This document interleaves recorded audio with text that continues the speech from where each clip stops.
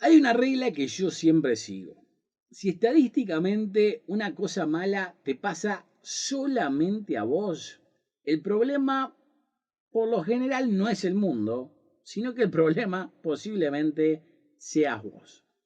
Si jugás al fútbol, siempre te ponen de arquero y te meten 10 goles por partido, no es que justo todos contra los que jugás son Messi, sino que posiblemente el fútbol no sea lo tuyo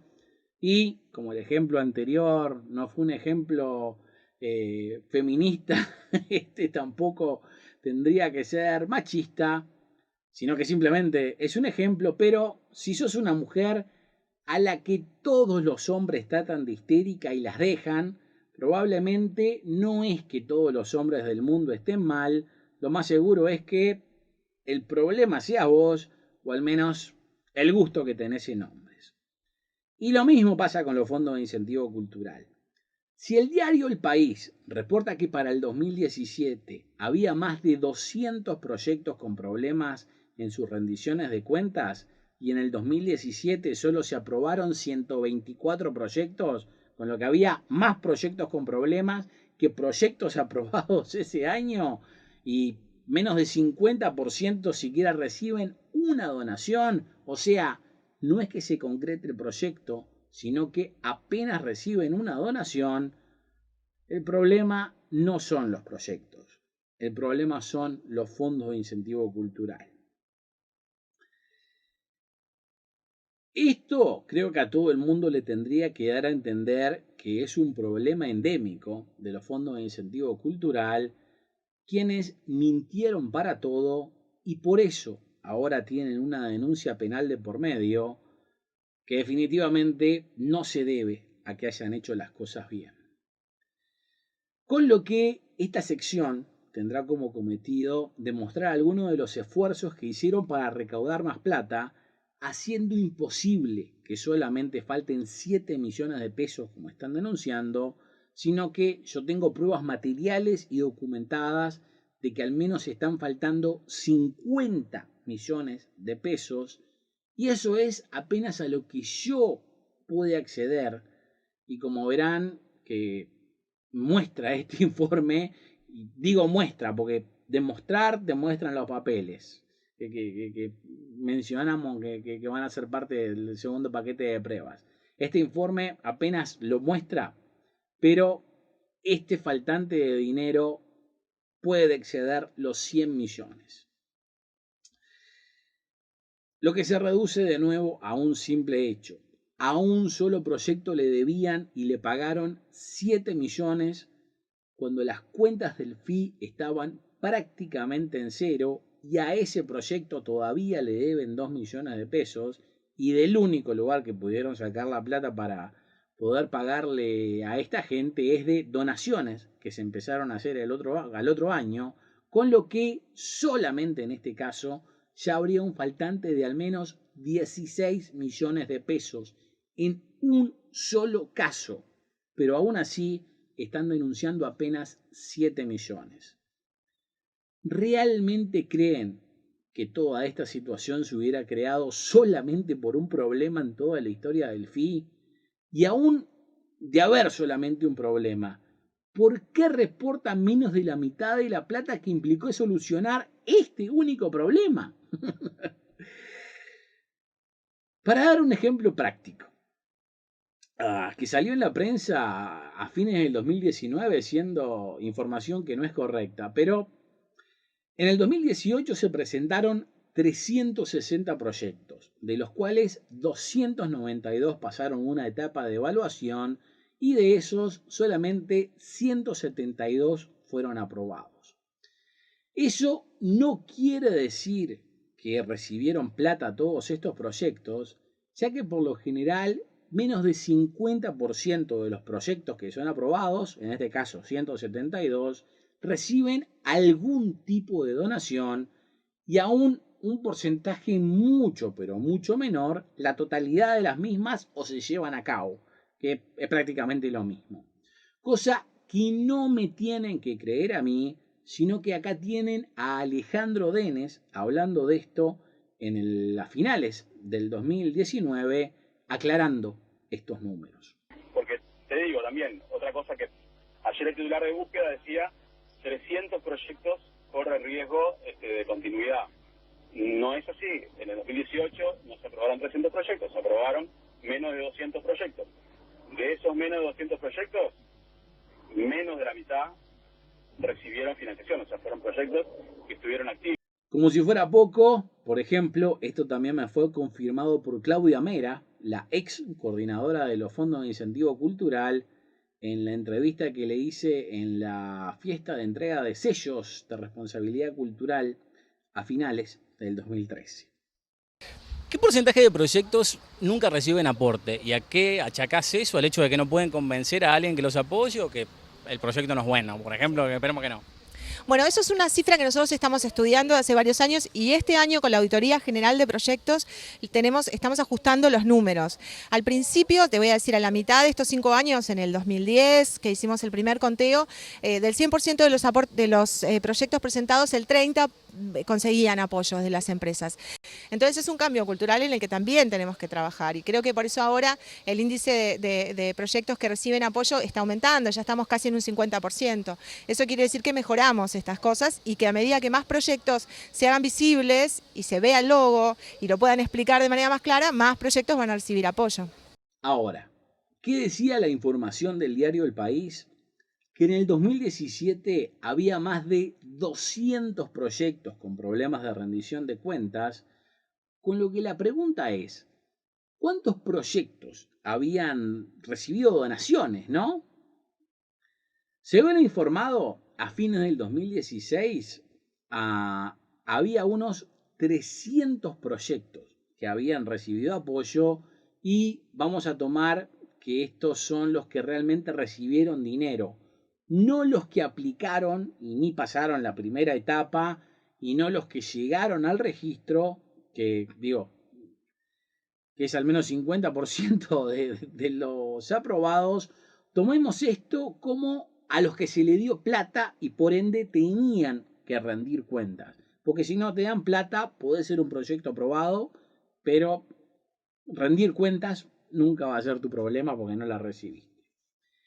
En el 2017 ya sabemos que se aprobaron 124 proyectos. Y como siempre pasa, menos de la mitad recibieron apoyo y por ende tendrían que rendir cuentas. ¿Qué quiere decir esto? Que para finales del 2017 podía haber un máximo de 360 proyectos que habían recibido donaciones y si esta cifra de más de 200 proyectos con problemas en el 2017 es verdadera, o sea, es cierta, cosa que confirmé con el periodista que dio esta información, eso quiere decir que casi 60% de los proyectos que alguna vez recibieron plata de los fondos de incentivo cultural tuvieron problemas con sus rendiciones de cuentas. Con lo que les pregunto, ¿acá el problema eran los proyectos o la administración del FI? Al menos estadísticamente hablando. Y si más de 60% de tus proyectos tuvieron problemas de rendiciones de cuentas y sabes que seguro a uno solo hizo una denuncia y tuvieron que pagarle 7 millones que no estaban en las cuentas de los fondos de incentivo cultural, ¿es posible que solamente falten 7 millones de pesos? Porque si aceptás eso, eso quiere decir que solucionaron todos los otros problemas de estos 200 proyectos que tuvieron rendiciones de cuentas con excepción de la denuncia penal. Lo cual, primero, no es creíble. Segundo, no es posible, porque yo conozco varios proyectos que todavía están en esta situación. Digo, es más, ¿es creíble que hagan una denuncia penal al día de hoy por parte del Ministerio de Educación y Cultura, sumario a al menos 3 personas y una investigación administrativa por un descontrol total de los FI, cuando, de ser lo que se está informando, esto querría decir que solucionaron todos los problemas menos uno, que es al que le pagaron 7 millones de pesos. Ahora, ¿por qué digo que el FI era el que generaba los problemas? Porque es claro que para finales del 2016 se habían gastado más plata de lo que tenían y no había forma de reponerla. El rumor, y aclaro que es un rumor, es que sabían que muchos de estos proyectos con problemas de rendiciones de cuentas habían dejado plata en las cuentas de los fondos de incentivo cultural o el CONAEF, que les reitero, es lo mismo, que sabían que no iban a reclamar porque habían hecho algo mal o porque, por ejemplo, les dieron donaciones para su proyecto y por un motivo u otro no terminó saliendo, con lo que no tenían una justificación para pedir y usar esta plata, digo, y simplemente nunca la sacaban a veces o tenían que devolverlo. Lo que volvían a las arcas de los fondos de incentivo cultural, más allá de que nadie sabe en calidad de qué. O sea, para dar un ejemplo práctico, si planeas hacer una película y te donan 1 millón de pesos, que no es nada para una película, y al final del día no podés filmar porque pasa uno de 1000 problemas que se pueden dar en la preproducción, cosa que pasa con todas las películas, y se los dice un experto en la materia, ese 1 millón de pesos no podés usarlos, así que te van a quedar ahí dentro de los fondos de incentivo cultural. O si, por ejemplo, tu proyecto era hacer una gira musical en todo el país con tu banda de rock, pero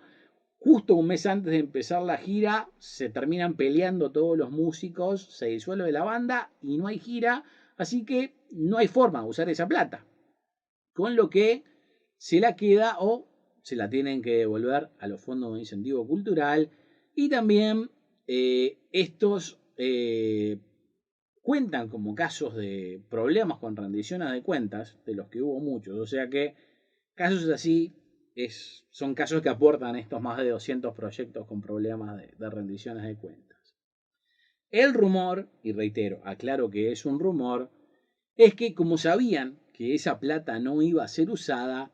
empezaron a haber otras necesidades dentro del ministerio que tenían que cubrir, ya que faltaba plata para una escuela o faltaba plata para darle a algún artista que tenía que hacer algo específico fuera de los fondos de incentivo cultural, con lo que sacaban de esta alcancía, por más que no deberían hacerlo al ser un fideicomiso, pero medio que tenían la tranquilidad de que eso estaba ahí y en teoría nadie lo iba a reclamar. Pero ¿qué pasó? Muchos de estos proyectos se empezaron a reactivar. O sea, las cosas se dieron para que al final sí se filmara esa película que tenía 1 millón de pesos que había dejado trancado. Cosa que por lo general pasa con todas las películas uruguayas que tienen un proceso de 3 a 9 años para hacerse. Dependen de ganar otros concursos para juntar suficiente plata. Y si no ganan esos concursos la película no se hace. Así que el hecho de que esto pase es común. O los de la banda musical que le nombré se amigaron y al final sí decidieron salir de gira, pero cuando fueron a buscar la plata para hacer la gira, no había con qué pagarles. Además de que también este rumor decía de que sacaron más de lo que supuestamente nadie iba a reclamar, así que para el 2016 decidieron no hacer un nuevo llamado, extender los proyectos que ya existían por un año más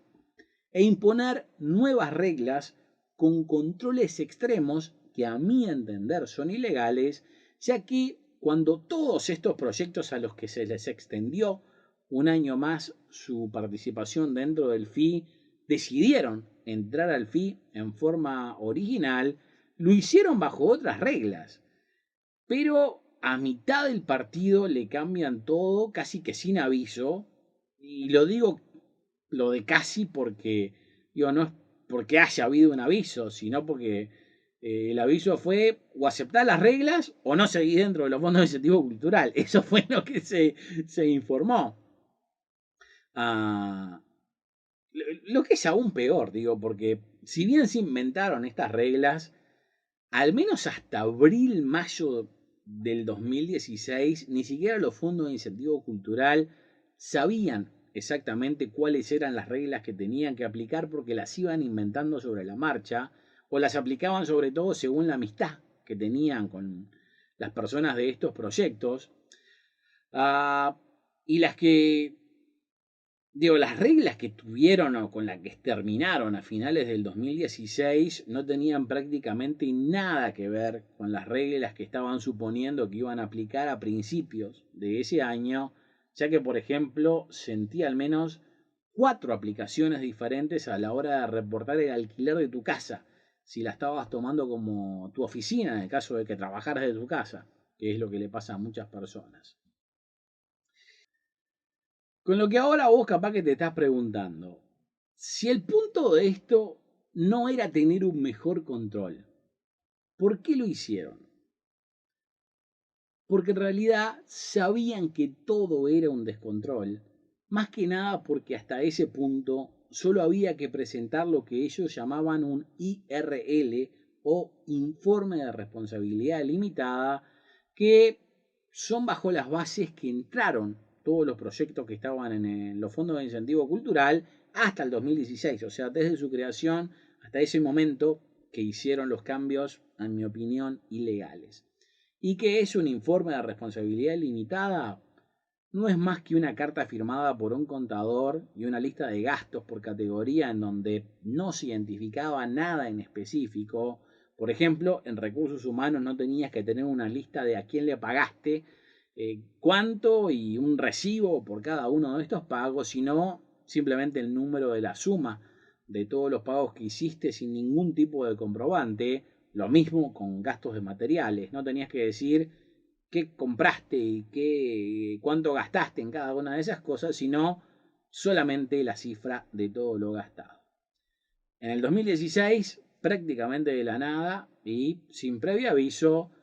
y sobre todo sin que los proyectos hayan sido consultados o estuvieran de acuerdo con estos cambios, y en casi todos los casos, hasta con estos proyectos teniendo compromisos previos y deudas previstas para pagarle a mucha gente que suponía que se iban a llevar adelante sus proyectos en el 2016, se establecieron estos nuevos procedimientos que volvían estas rendiciones súper complicadas y te hacían listar gasto por gasto y recibo por recibo. Y si bien acá están viendo solamente 4 formas de gastar muchas cosas para alimentos, transportes o materiales, estos informes podían terminar con 20, 30 o 50 hojas, además de que si no tenías un recibo para cada pequeña cosa, no podías justificar absolutamente nada. ¿Por qué hicieron esto? Porque sabían que con el viejo sistema de tener un contador amigo, muchos llenaban las cosas como querían y lo menos que tenían eran recibos. Ya ni hablemos de cosas como los recibos de pagos a personas que eran parte del proyecto, entre otras cosas porque hasta en las reuniones informativas que se hacían en el propio FI, antes de los llamados, los que te informaban, o sea, los empleados del FI, te decían que no necesitabas tener una empresa para hacer esto. Y si, por ejemplo, una banda tenía que armar un escenario, ¿qué es más fácil? Encontrar 4 gurises que lo armen por unos pesos y vos se los tirás y eso lo terminás reportando, o contratar una empresa que te termine dando un recibo oficial. Digo, viviendo en el mundo real y sobre todo en un proyecto cultural en donde sabemos que la plata no sobra, ¿qué es lo que pasa? ¿Está bien que se hagan estos controles? Definitivamente sí. Es más, yo, como por ejemplo nunca tuve un contador amigo, a mí esto me convenía un montón, entre otras cosas, porque me sacaba competencia, ya que si estos proyectos no calificaban, la plata anual que tenía para repartir el fee duraba mucho más y yo podía seguir recibiendo donaciones. Pero la intención nunca fue hacer las cosas bien. La intención era encontrar todas las formas posibles para que los proyectos depositaran plata en las cuentas del CONAEF y que después le pusieran todas las trancas que se les ocurrían para que no pudieran retirar ese dinero, que además está decir, aún de demostrar los gastos, no tenían la plata en las cuentas del CONAEF, así que si le daban 10 recibos por cada gasto que habían hecho, de todas formas no había forma de pagarles, con lo que el problema,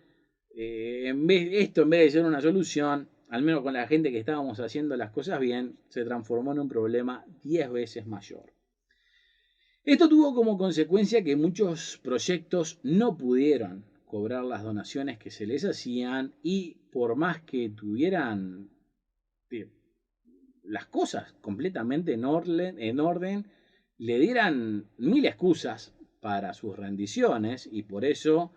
se alcanzó lo que para mí es el ridículo número de 60% de los proyectos con problemas de rendiciones de cuentas. Digo, imagínate qué es lo que te pasaría a vos, que si trabajás todo el mes,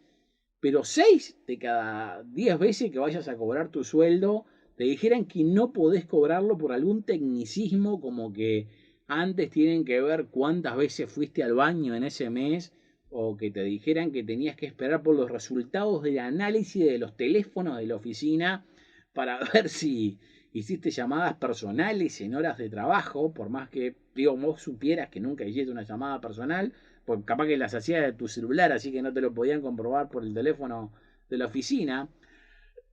y que encima esto dependiera de una sola persona que podía chequear todos los proyectos.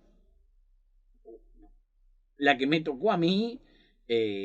vivía en el interior,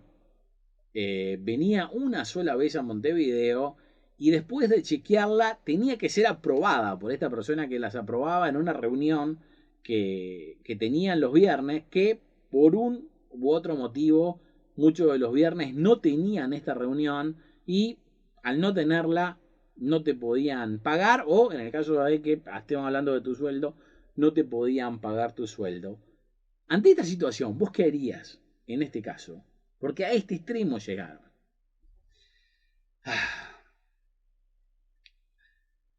También hay que entender que esto no salió de la nada, sino que se dio primero porque sabían de estas faltas de controles, la complicidad de los encargados e intereses de diferentes partes, como sobre todo sus superiores, pero por ejemplo también la prensa, de los cuales muchos tenían proyectos en los fondos de incentivo cultural, creándose este sistema con apariencia legal para que pudieran recaudar sin tener que darle el dinero a los proyectos, para que con eso pudieran tapar agujeros de deudas que se venían arrastrando durante años. Los primeros cambios, como dijimos, se dieron en el 2016, donde sin previo aviso pasaron de tener controles súper laxos a revisiones en donde no solo tenías que presentar recibos para absolutamente todo, sino también hasta justificar filosóficamente esos gastos. Digo, a mí me pasó, por ejemplo, con gastos de comida. No es que coma poco, pero aparentemente tenía tantos gastos de comida que tenía que justificarlo filosóficamente, siendo uno de los grandes motivos para que se llegara a este número descabellado de 60% de los proyectos con problemas, con rendiciones de cuentas. Ya que de nuevo, estos controles no estaban para justificar gastos, sino hacer imposible la justificación de los mismos, y por ende ganarse el derecho a no tener que dar las donaciones que estaban reteniendo, sobre todo sin tener con quién quejarse, por más que los proyectos tuvieran razón, ya que solamente había contacto con los empleados, los 3 empleados de la oficina de los fondos de incentivo cultural, que no eran más que administrativos, y yo, que elevé mis quejas hasta presidencia, tampoco es que pude encontrar muchas soluciones, aún, al menos si eso me llevó a solucionar muchos más problemas que muchísima otra gente. En el 2017 se pusieron aún más creativos, más que nada porque se habían sacado de encima o le habían sacado todo el jugo posible a los proyectos a los que le habían dado esta extensión, no habiendo forma de sacarle más plata a esta misma gente, con lo que se hizo un nuevo llamado en busca de nuevas víctimas para los fondos de incentivo cultural, creando situaciones de apariencia legal, pero que tenían como cometido recibir donaciones, haciendo todo lo posible para que las mismas no llegaran a los proyectos. La primera y más importante fue imponer un mínimo para hacer el primer retiro de las donaciones. ¿Y cómo funcionaba esto? Lo primero que hay que hacer para que te acepten dentro de los fondos de incentivo cultural es presentar un proyecto, o sea, en lo que qué es lo que vas a gastar en tu proyecto, cómo lo vas a gastar y a dónde van a ir a parar tus donaciones. Y como vamos a dar un ejemplo de esto práctico, voy a usar cifras redondas para que sea más fácil de comprender. Digamos que vos pensabas que tu proyecto te iba a costar 1.000.000 de pesos. En el caso de que fueras un proyecto audiovisual, como por ejemplo una película o un programa de televisión, no podías hacer el primer retiro de plata hasta obtener 40% de lo presupuestado. En todos los otros casos tenías que llegar al menos al 25%. Que para traducirlo a números, si eras un proyecto común y corriente y recaudabas solamente 200.000 de ese millón que presupuestaste, no te daban ni un solo peso hasta que llegaras a los 250.000. Si no, los fondos de incentivo cultural se quedaban con todo. Y si eras un proyecto audiovisual, que era aún peor, porque, si eras una película y, por ejemplo, recaudabas 350.000 pesos y no llegabas a los 400 mínimos, no podías hacer el primer retiro. O sea, tomando en cuenta, reitero, apenas un presupuesto de 1.000.000 de pesos, que no es nada por una película, y de no llegar a esos 400.000, si vos solamente depositabas 399, los fees se quedaban con absolutamente todo en forma legal y no había derecho a réplica.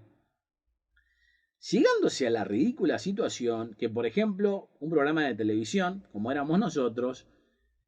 se tornaba completamente inviable porque todos los programas de televisión del mundo se financian mes a mes, teniendo que tener en este caso 2 ciclos completamente financiados antes de prender la primera cámara, cosa que no pasa ni con MasterChef. Es irrisorio, ya que los programas culturales, ni siquiera están todo el año al aire. Nosotros éramos uno de los pocos que podíamos hacer eso. O si sos un programa cultural, capaz que no demoras ni una semana al aire. Así que mucho menos si vas a poder tener la plata en la mano de todo lo que ibas a gastar medio año por adelantado. Pero en todo caso, si hacías al menos una donación, por chica que fuera, era plata que se les iba acumulando a ellos. Y hasta no llegar a ese mínimo del 40%, no tenías derecho a reclamar un peso. Lo que es un punto importantísimo a entender, porque el dinero que te donan es para usar en el proyecto que presentes de la forma que lo presupuestaste. Pero si te hacen una donación y, por ejemplo, no sale el proyecto por tu culpa, el dinero se lo queda el fee o tenés que devolverlo al fee. Pero si, por ejemplo, te van a hacer más donaciones para llegar a concretarlo y como pasó, el dinero a repartir, ese espacio fiscal anual que tienen se agota, porque se agota una vez que hay suficientes donaciones, ahí ya no hay más plata para dar a los proyectos y ni siquiera es culpa de los proyectos. Y esto también es un problema de rendición de cuentas y ahí también tenés que devolver el dinero, por más que hay gente que está dispuesta a hacerte donaciones. Vos querés llevar el proyecto adelante, pero simplemente el fee no tiene una forma de recibir más donaciones por ese año. O sea, si vos presupuestás 1.000.000 de pesos y en un proyecto audiovisual te dan 300.000 de una vez, y cuando te van a dar los otros 700.000 se quedaron sin espacio fiscal, no podés hacer nada. O sea, no podés llevar adelante esa película, por lo menos ese año. Digo, si sos un proyecto común y corriente, te pasa lo mismo con el 25%, dado que todas las reglas estaban creadas para que el FI se quedara con el dinero, aun cuando los proyectos no tuvieran la culpa de no poder hacer bien estas rendiciones de cuentas. Y en realidad estos límites se agravan más con los proyectos audiovisuales, que, reitero, en la realidad eran prácticamente solo películas. Para darles un ejemplo, en el 2018 y en el 2017 no se aprobó ni un programa de televisión ni un programa de radio. Nosotros fuimos el último, porque este sistema hacía inviable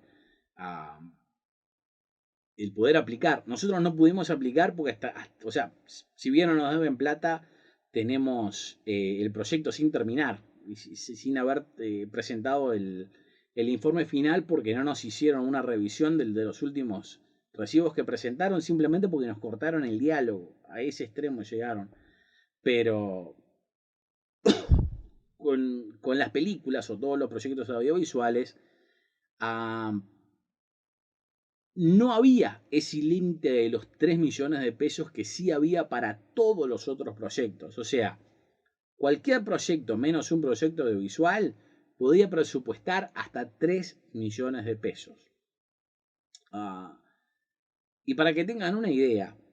la película uruguaya más barata no baja del $500,000, que se van juntando de a poco, por lo general a lo largo de años, a través de concursos. Y para ser sincero, la mayoría de estas películas nunca pasan de ser un proyecto. Pero acá los dejaban presupuestar lo que fuera, aún más de este límite de 3 millones de pesos, sabiendo que si no llegaban a ese 40%, podían seguir depositando plata que no tenían que salir de las cuentas del CONAEF, con lo que al cambio del dólar del día de hoy, la película uruguaya más barata que te puedas imaginar, tenía que recaudar casi 9 millones de pesos para tener derecho a sacar el primer peso de los fondos de incentivo cultural. Si no, todo se quedaba en las arcas de los fondos de incentivo cultural o CONAEF, cosa que también pasaba si la sacabas y la película no se concretaba, porque ahí tenías que devolverlo.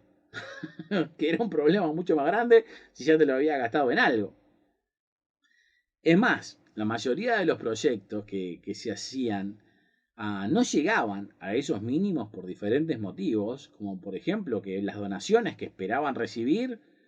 no les llegaban. Digo, imagínense lo que sería ahora con esto del virus, que se fundió la mitad de las empresas del Uruguay. Digo, pueden tener muy buenas intenciones un montón de empresas para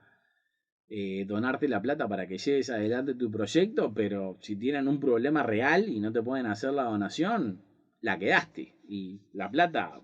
si ya te la habían donado otras empresas, se había quedado en las arcas de los fondos de incentivo cultural. Digo, que de nuevo, esto podía pasar por tu culpa o porque simplemente se acababa el espacio fiscal anual que tenían los fondos de incentivo cultural, siendo algo tan común que a la respuesta de dónde iba a parar esta plata la pusieron en la sección de preguntas frecuentes de la página del FI, diciendo que supuestamente este dinero iba a parar al Fondo Global, o sea, directamente al Fondo de Incentivo Cultural, o mejor dicho, se la quedaban ellos por decreto sin tener que declararla como una donación al Fondo Global, sino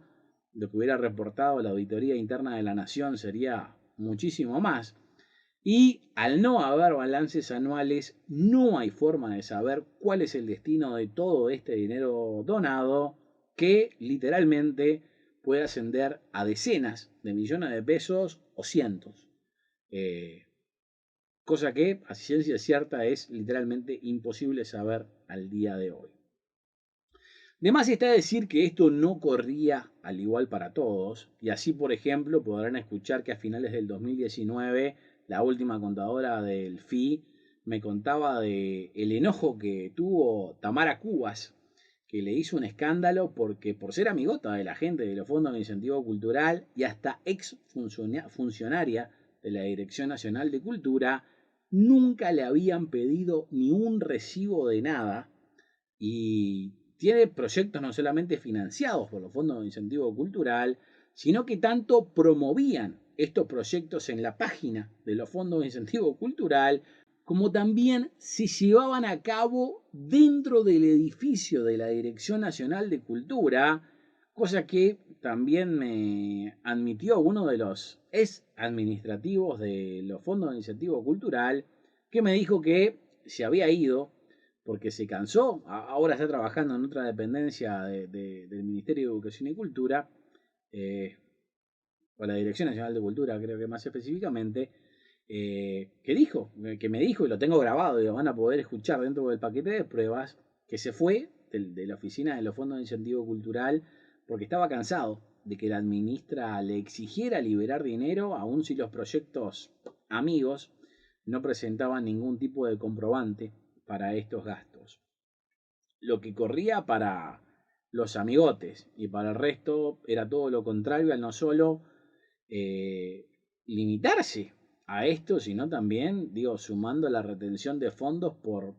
causales que iban de la pérdida de un recibo a no pasar una de estas revisiones extremas, no dar los reportes de seguimiento para ver en qué etapa del proyecto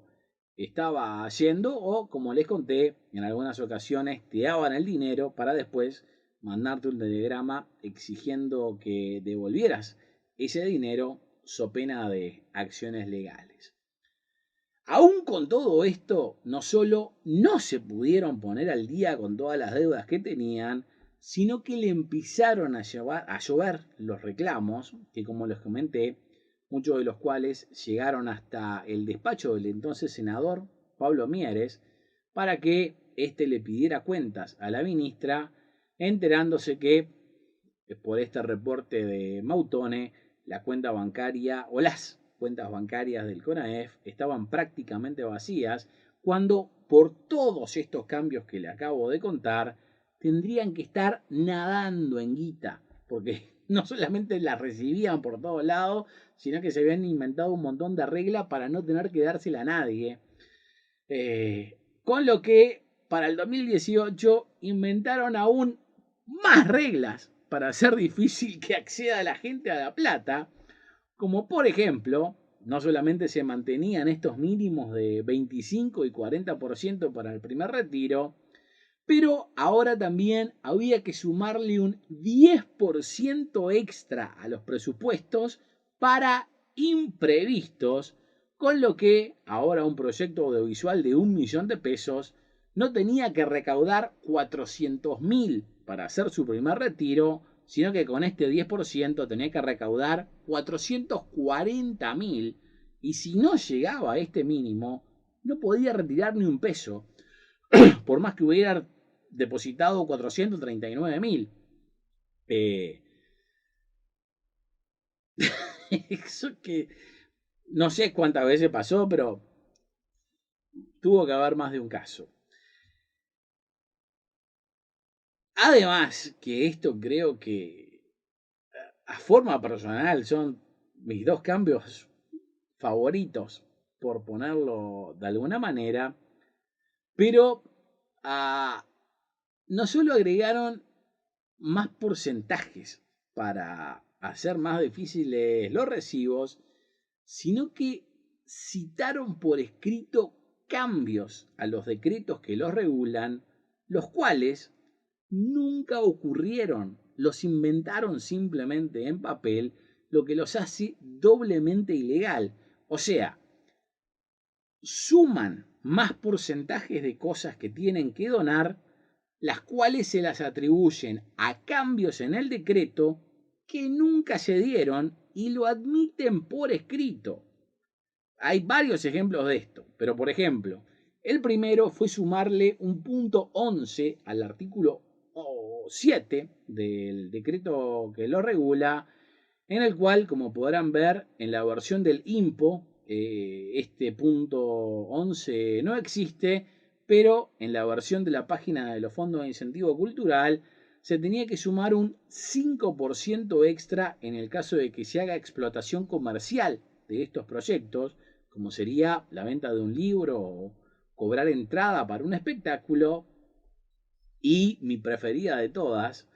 si le agregaba un 5% dentro de las bases del noveno llamado, correspondiente al año 2018, alegando un cambio en el decreto para que 5% de todo lo donado fuera directamente al fondo global, o sea, directamente a los fondos de incentivo cultural. Esto es gravísimo y por varios motivos, ya que no solo modifica o agrega texto a un decreto que nunca fue modificado, sino que todos los involucrados en la confección de estas bases, lo que incluye los miembros del CONAEF, los miembros del FI, el Departamento Legal de la Dirección Nacional de Cultura, el MEC y hasta los jurados internos, sabían de esto y no dijeron absolutamente nada ni cuando lo vieron por escrito en las bases. ¿Qué significaba esto en plata? Volviendo al ejemplo anterior,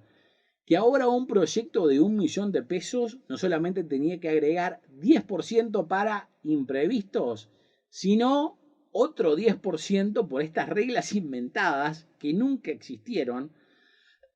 Y así un proyecto audiovisual que según las modificaciones del 2017 tenía que recaudar 400.000 para que le liberaran el primer peso de todo lo donado, ahora tenía que llegar a los 480, o sea, casi 50% del total de lo que necesitaban directamente para el proyecto para que le liberaran el primer peso, a no ser, por supuesto,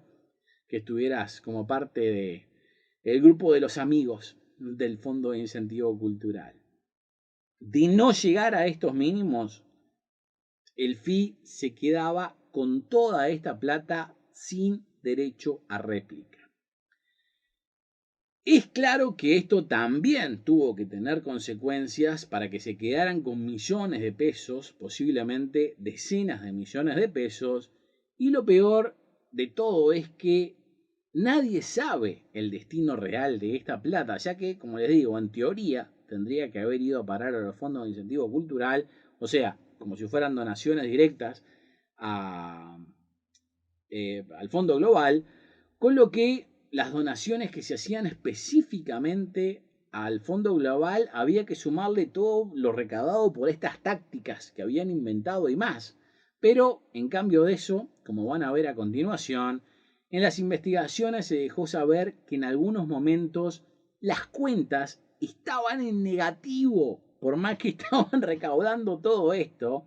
no siendo sorprendente para nada que las cuentas estén en el Banco República y en el 2018, cuando ponen a investigar dónde fue a parar la plata, un amigo personal de Mautone, que está a cargo, lo puso Mautone a cargo de la investigación de todas estas irregularidades, era salido del Banco República, tenía una relación con los fondos de incentivo cultural desde al menos el 2013 y se fue apenas vino el nuevo gobierno, ya que también, como escucharán en las grabaciones, hasta la nueva directora nacional de cultura, Mariana Weinstein, no lo quería ahí porque sabía que estaba implicado de una u otra forma, lo cual es claro, porque no puede salir a la prensa diciendo de que no había desvío de plata cuando al día de hoy hay una denuncia penal, no siendo claro, al menos para mí, cómo es posible que primero no se hayan dado cuenta de esto en ese momento y él, Alejandro Denes, como también la doctora Marta Romero, no sean parte de sumarios o directamente de la denuncia penal, porque como mínimo se merecen ser investigados. Sea como sea, creo que esto demuestra la necesidad que tenían para recaudar plata, para tapar todos estos agujeros y todos los esfuerzos que hicieron para quedarse con las donaciones, posiblemente como forma de robar un poco más, pero sobre todo ponerse al día con todo lo que ya habían robado, que llegó al tal extremo que tuvieron que despedir a toda la gente del FI en el 2019 y no hicieron un nuevo llamado y se dedicaron a darle plata solo a los que se habían quedado desde el 2018. O sea, en el 2019 esto todavía funcionó, en el 2020 no se hizo nuevo llamado, ni se puso plata, ni funcionó, pero los que habían quedado del 2018 se les extendió un año más para que pudieran seguir con sus proyectos, repartiéndose esa plata que habían recibido en lo que asumimos que era un sistema más ordenado, aun si por ejemplo tenemos la grabación de uno de los empleados de los fondos de incentivo cultural que dice que se fue por las presiones que le puso la ministra para liberar los fondos sin que los proyectos presentaran pruebas de los gastos. Como la última contadora del EUFI nos dijo, que algunas personas se habían quejado con ella porque esta nueva contadora les estaba pidiendo recibos cuando a cierta gente, los amigotes de los fondos de incentivo cultural, nunca le habían pedido un comprobante de gastos y ahora ella se atrevía a pedirle recibos cuando en el 2017 había más de 200 proyectos con problemas de rendiciones de cuentas. Sobre todo cuando en este caso de la persona que nunca presentó gastos era una ex empleada de la Dirección Nacional de Cultura, tenía proyectos financiados y promovidos en la página del FI desde al menos el 2013 y, como dije, hasta sus proyectos se llevaban adelante en el edificio de la Dirección Nacional de Cultura. Creo que eso demuestra que era una amigota. No sé si ustedes opinan lo mismo. Pero ¿saben cuál es lo más importante de esto? Lo que en realidad hasta que te termina dando más miedo. Que si esto no te lo digo yo, o si yo no me lo pongo a averiguar y le doy las grabaciones para comprobarlo, primero, ¿cómo te enterás de que todo esto estuvo pasando? Y segundo, que puede ser más importante, ¿cómo podría hacerse para que alguien algún día ponga este caso adelante de un juez, sobre todo cuando el fiscal a cargo del caso ya archivó esta causa 2 veces sin investigarla, con lo que yo considero que son los mismos elementos que tiene ahora? Puede que la investigación administrativa del MEC le haya dado algún elemento más, pero aún si le dio algún elemento más, la cifra que está denunciando es ridículamente baja. O sea que obviamente capaz que le dio más problemas administrativos para sumariar, pero no menos plata de la que se robaron. O sea, le dio menos plata de la que se robaron, no a la que se robaron.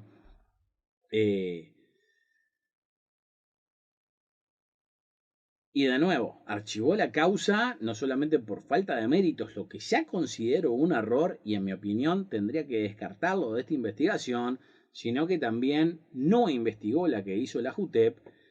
dándoselo ahora por tercera vez, cosa que no sé si hacen adrede, pero obviamente yo no le tengo confianza a este fiscal y espero que pueda ser cambiado. Con lo que ahora capaz que ustedes dicen, si hicieron tantos esfuerzos para tratar de que todo esto no saliera a la luz, ¿cómo empezaron a darse a conocer estos hechos?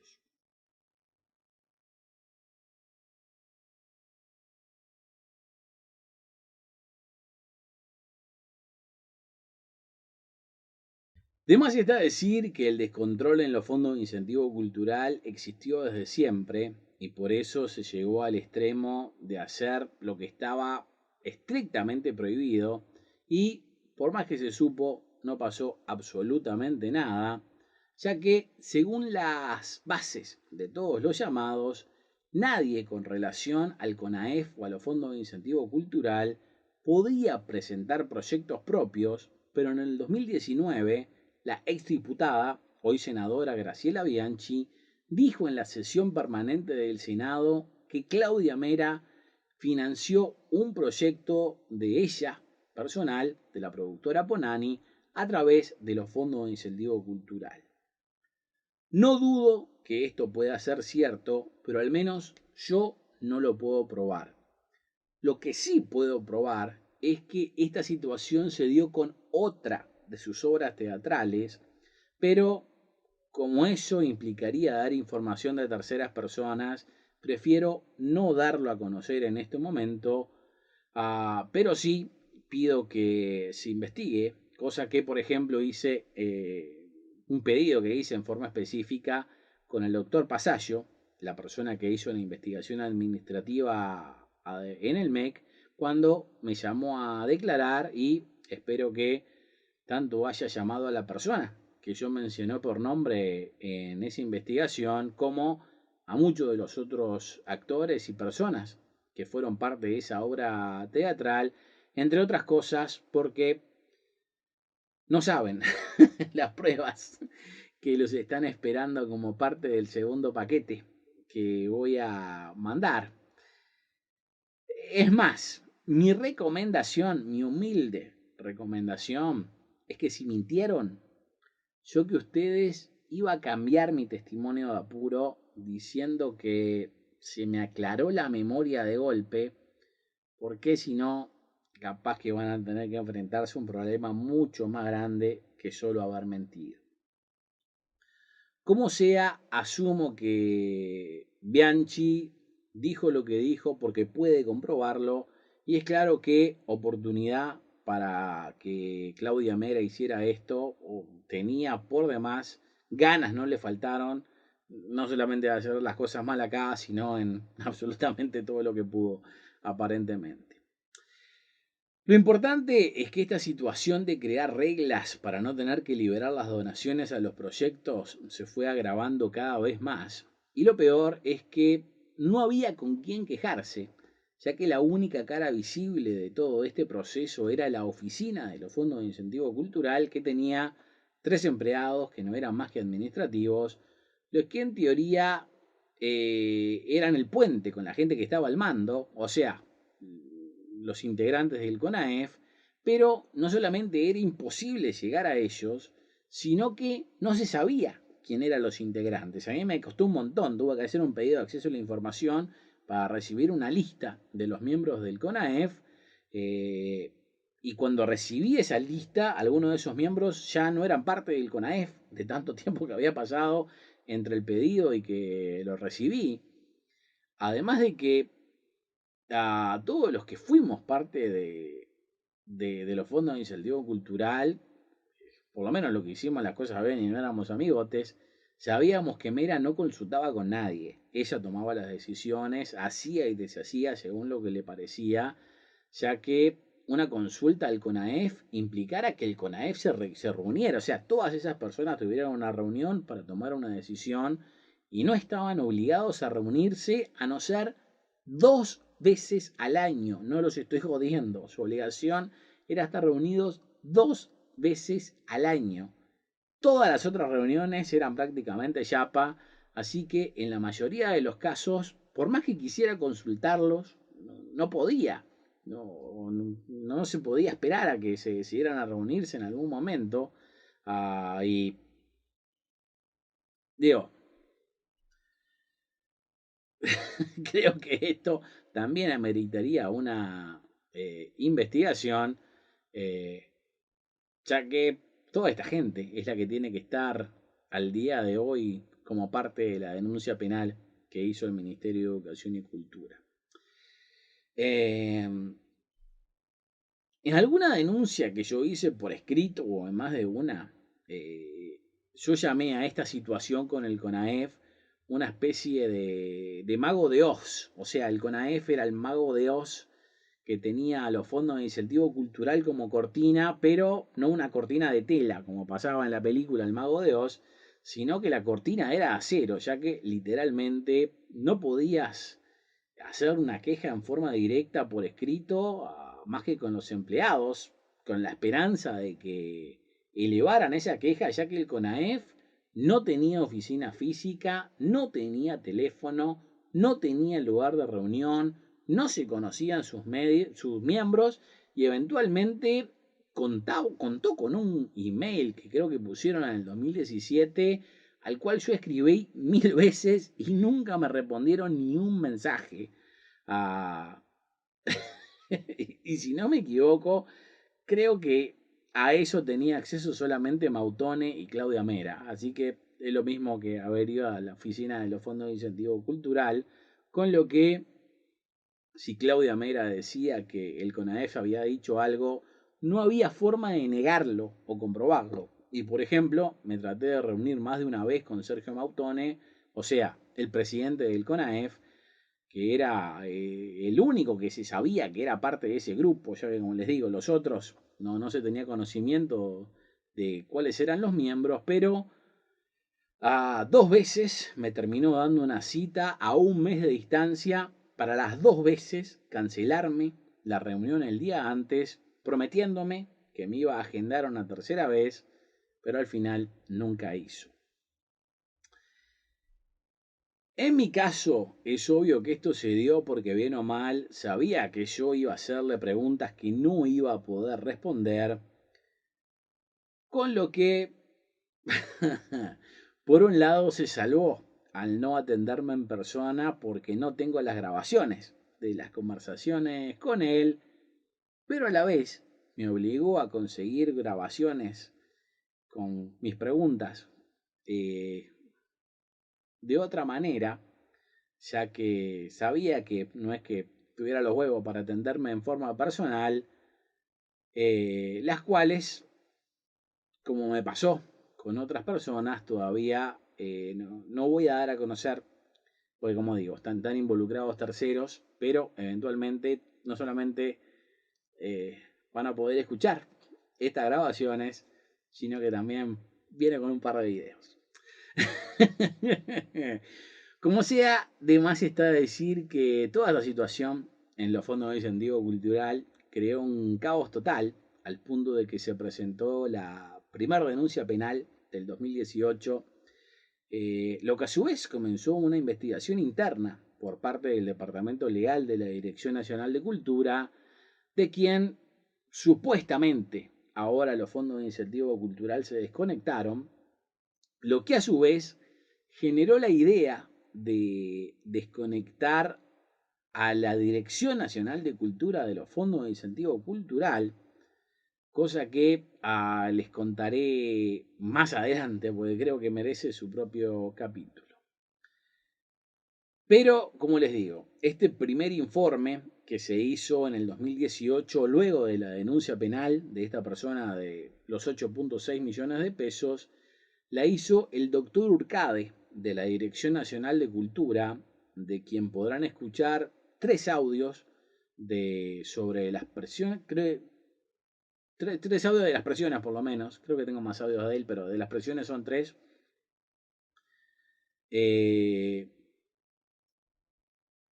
se llevó a cabo por parte de todos los involucrados para que él cambiara los resultados de esta investigación. Esta persona siendo Mautone, su jefa directa, la doctora Marta Romero, la ex directora del MEC y algunos miembros del CONAEF, entre otros, llegando al extremo de sacarle el sello de abogado, cosa que van a escuchar de su propia boca, por no acceder a estas presiones. Pero al seguir lloviendo las quejas, por suerte esto llegó a oídos de la Contaduría General de la Nación, de una forma que no estoy muy seguro cómo se dio, ya que como verán en la grabación que hice en la oficina de la Contaduría General de la Nación, que también proveo como prueba, pregunté cómo es que había llegado a sus oídos el hecho de que tenían que ir a controlarlos, y si bien creo que fui firme o insistente tratando de buscar una respuesta, no me la dieron. Considero que no fui grosero ni desubicado, eso lo van a poder hasta decidir ustedes escuchando el audio, pero aún así tomaron la decisión de poner mi foto en la recepción del Ministerio de Economía para no dejarme pasar en el caso de que si quisiera ir a la Contaduría General de la Nación. La gente de seguridad siempre fue muy buena onda, en realidad tuvieron la foto por mucho tiempo ahí y yo fui varias veces y no me di cuenta, pero como nunca pedí ir a la contaduría y siempre pedí para ir a otra parte del ministerio, nunca me dieron problema, pero ya tenía mi foto ahí en el caso de que pidiera ir a la contaduría. A esos extremos llegó la cosa. Creo que al menos con esta ratificación de los hechos por parte de la Contaduría General de la Nación, dejaron de presionar al doctor Urcade y empezó la limpieza dentro de los fondos de incentivo cultural, tanto sacando a Mautone de la presidencia del CONAEF como a Mera de la coordinación de los fondos de incentivo cultural, pese a que esto se mantuvo en un secreto total para todo el mundo, siendo otra de estas maniobras de encubrimiento y a la vez el génesis de la decisión de que la Dirección Nacional de Cultura no quisiera tener nada que ver con los fondos de incentivo cultural. Este informe de la Contaduría General de la Nación se hizo en mayo del 2018 y entre otras cosas dice que había saldos de cuentas bancarias en negativo, cosa que no tendría que ser posible porque esto es un fideicomiso, aclarando que le pidieron explicaciones al respecto de este punto, pero nunca se las dieron. Además de que, por supuesto, decir lo mismo que todos los otros informes referente a que no se hicieron balances, ya que, de nuevo, no había forma de presentarlos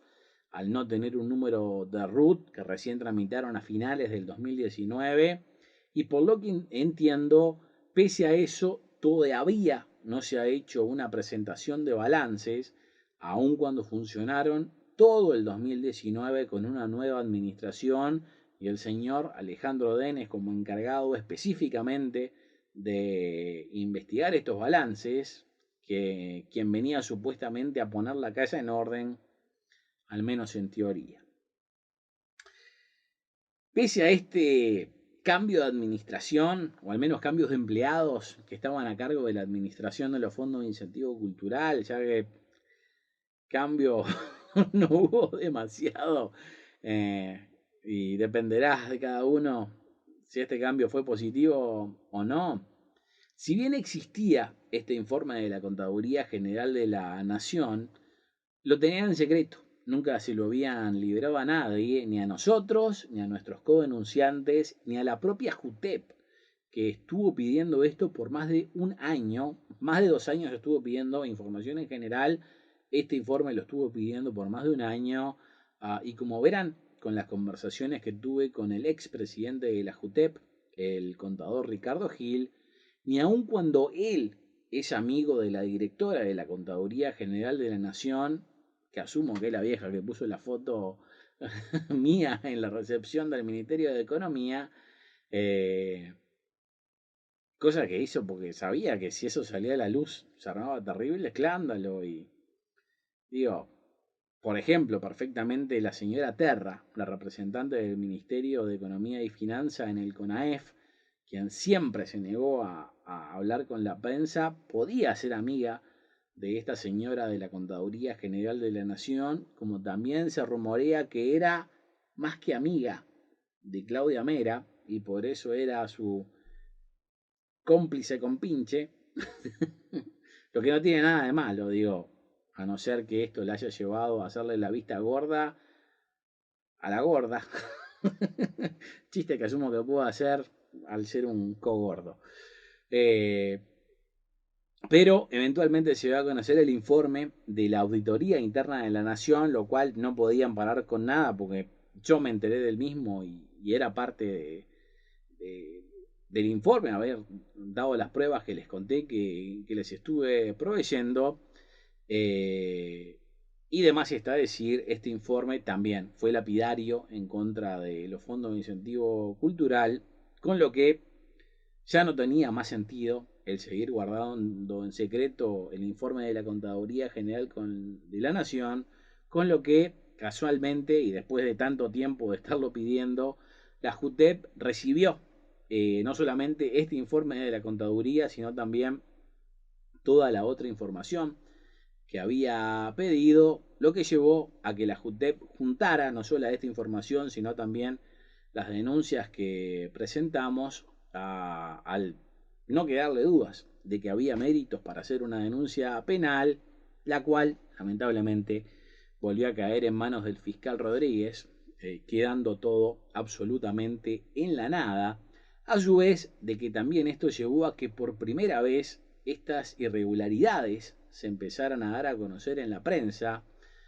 por más que, como verán, yo ya me había reunido más de un año antes con, entre otros, los dos medios que muestro acá, FM del Sol y el semanario Búsqueda, y por más que lo informaron en ese momento, o sea, después de que salió el informe de la Auditoría Interna de la Nación, ni en ese momento ni hasta ahora me dieron crédito por haber sido el que empezó esta investigación.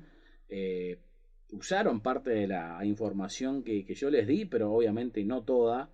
aun si todo lo que decía tanto la contaduría como la auditoría corroboraba lo que yo estaba informando. Y por esto, más allá de que no solo por esto, es que culpo a la prensa de que este tema se hiciera aún más grave de lo que tendría que haber sido, ya que de haberlo informado al día de hoy, eh, ya tendríamos una solución si no hubieran esperado todo este tiempo para haberlo informado, cosa que todavía ni siquiera informaron en su totalidad. Si están diciendo sobre todo que solamente faltan 7 millones de pesos, habiéndose evitado muchísimos abusos a diferentes integrantes proyectos del OFI, de lo que considero que fueron cómplices al mantener el silencio. Y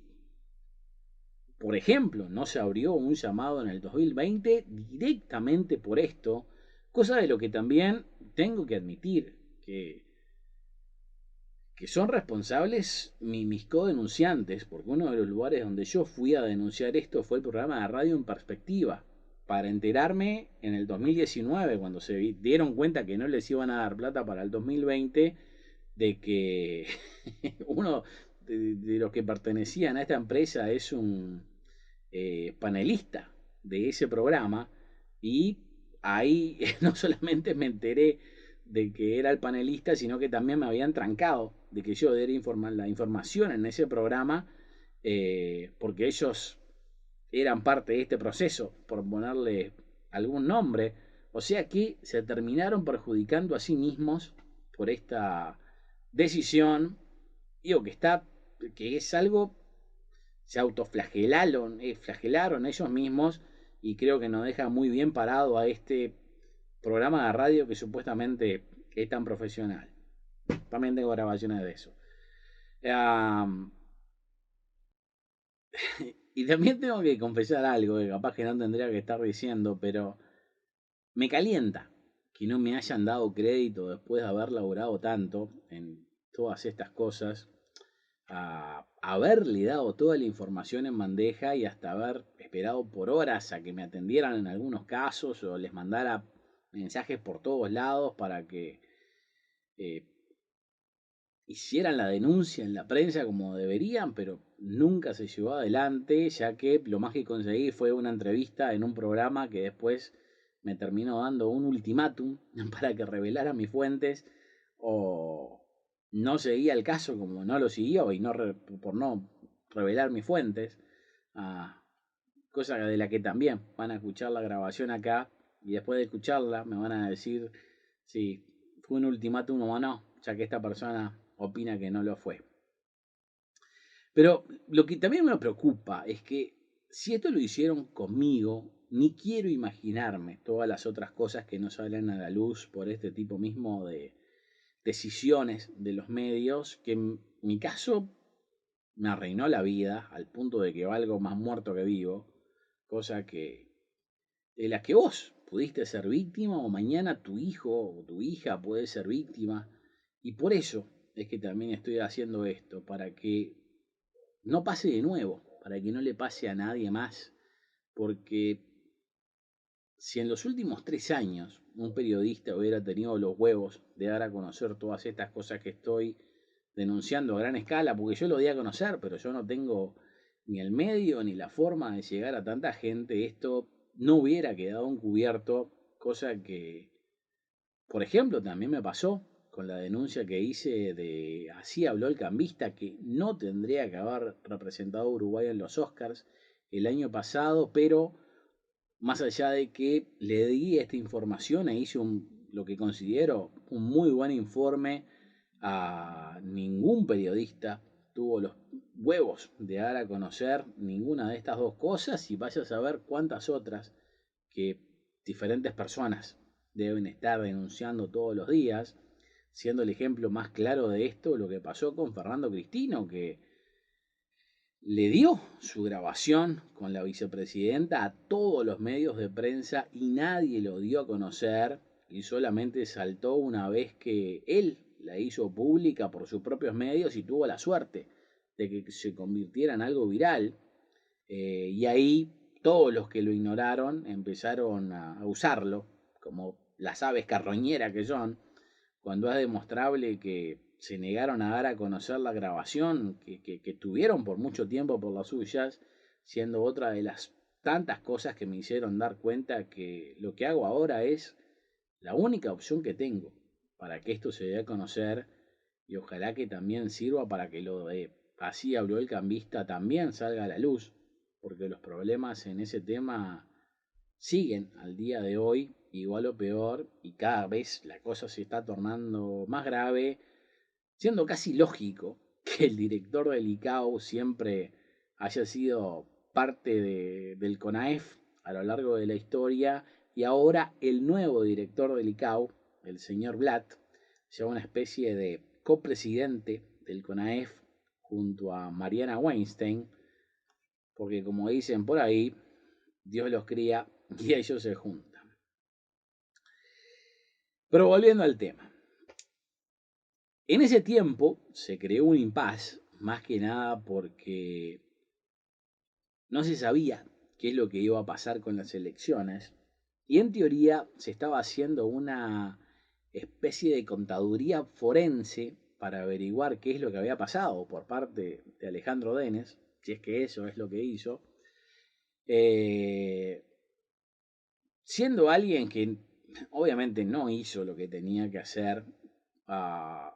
después de haber tenido relación con los fondos de incentivo cultural desde al menos el 2013, o sea que fue testigo y parte de todo esto, además de ser amigo de Mautone, y no solo Mautone le diera 2 cargos dentro de los fondos de incentivo cultural, para que, entre otras cosas, solamente él se enterara de cualquier cosa que apareciera, sino que le regaló un puesto que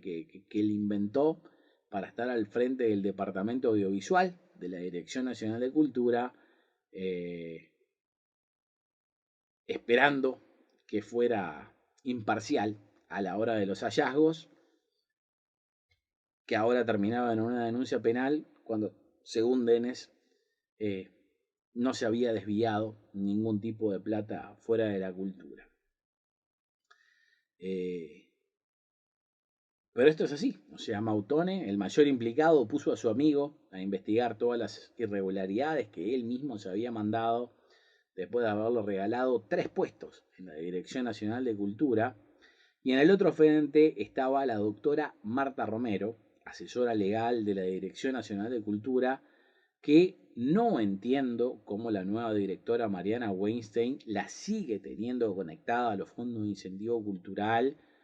ya que fue la que se encargó de todas las denuncias al respecto de esto por los últimos 10 años, archivándolas, diciendo que ninguna tenía méritos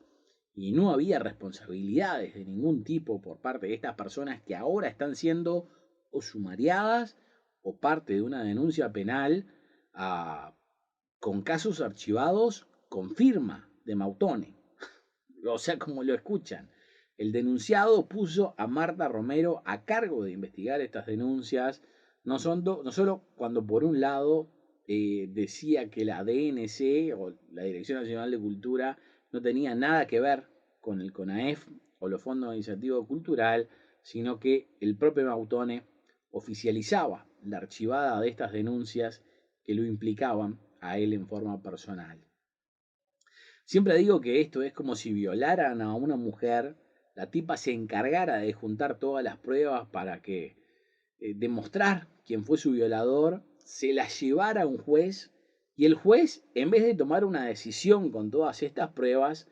fuera el violador, se las entregara, le diga que las estudie y que primero establezca si es culpable de algo y en el caso de que fuera culpable de algo, como por ejemplo la violación, se dé su propio castigo.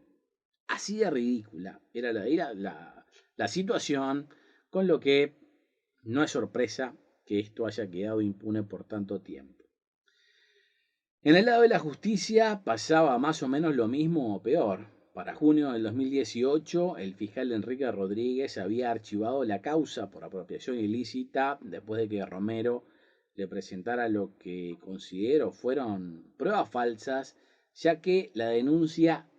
era que no había plata en las cuentas del CONAEF a noviembre del 2017 y ella presentó las cuentas del CONAEF a junio del 2018 con suficiente plata para cubrir lo que estaba denunciando esta persona, con lo que el fiscal, obviamente, sin investigar nada, se comió este perjurio porque esa plata de junio del 2018 no era la que se le debía al denunciante, sino que eran las donaciones que había hecho el resto de los proyectos desde el 1 de enero del 2018, que es cuando empezó el año fiscal para los fondos de incentivo cultural. Y digamos que de premio, a finales del 2019, se presentó la denuncia penal de la JUTEP, que nos incluía a varios, y el expresidente de la JUTEP, Ricardo Gil, me dijo que no se la dio al mismo fiscal, Enrique Rodríguez, sino que se la dio a la Fiscalía General, asumo con la esperanza de que no fuera al mismo fiscal que ya había cometido un error, en este caso al no investigar y dejarse engatusar por la doctora Romero, que le mintió en la cara y se lo creyó o se lo quiso creer, digo, por el simple hecho de que no investigó, así que no es que tuviera elementos para decir que algo no había pasado, aun si para darse cuenta solo tenía que mirar la fecha de las pruebas, pero ni siquiera eso pudo hacer. La situación quedó más o menos así hasta que ganó el gobierno el Partido Nacional y los del MEC sabían que se venía una nueva administración que tenía entre sus promesas el auditar a todo el Estado, lo que dejaría en evidencia muchísimas de estas cosas, siendo un momento donde tuvieron que tomar diferentes decisiones para encubrir todas las metidas de pata que se habían metidas, entre ellas decidir que era mejor que la investigación la iniciara el Partido Nacional una vez que asumiera el gobierno, o que esta investigación comenzara con gente elegida por la ministra Muñoz, de la misma forma que pasó con Alejandro Denes en el 2018, quien consideramos nosotros, y aparentemente también la directora Weinstein, que estaba metido en la joda, y por eso es que ella decidió que volviera, o lo dejó volver al Banco República, que es de donde venía. La decisión no era fácil, y así es que unos días antes de que terminara el mandato del Frente, a mediados de febrero del 2020, se ordenó una investigación administrativa a cargo del doctor Mariano Pasallo. Como podrán ver por las grabaciones, tanto aparentemente el ministro quería pasar directamente a la justicia penal, como una de las compañeras de Pasallo dentro del departamento jurídico del MEC tenía la misma opinión. No puedo leer mentes, así que no voy a decir que el encargado de esta investigación tenía cierta agenda para minimizar las cosas por el motivo que fuera, pero algo es seguro. Si su investigación tuvo como resultado que solamente faltaban 7 millones de pesos y yo, sin los recursos de él, que son totales, puedo demostrar que al menos faltan 50 millones y puede sobrepasar los 100 millones, es claro que no hizo su trabajo de una forma correcta, sea por intereses creados, ineptitud o no investigar como debería, o posiblemente una combinación de las tres cosas. Como creo que ahora se da con el fiscal Rodríguez, que tiene el caso por tercera vez en sus manos, ya habiéndolo archivado en una ocasión y teniendo a la vista las mismas cosas que tenía ya 2 veces. Digo, los mismos elementos que ahora llevaron al MEC a hacer la denuncia penal, más allá de que el hecho de que el fiscal Rodríguez haya archivado en primera instancia esta denuncia y no la haya investigado cuando la hizo la JUTEP, puede tener una explicación y esa explicación tiene un nombre.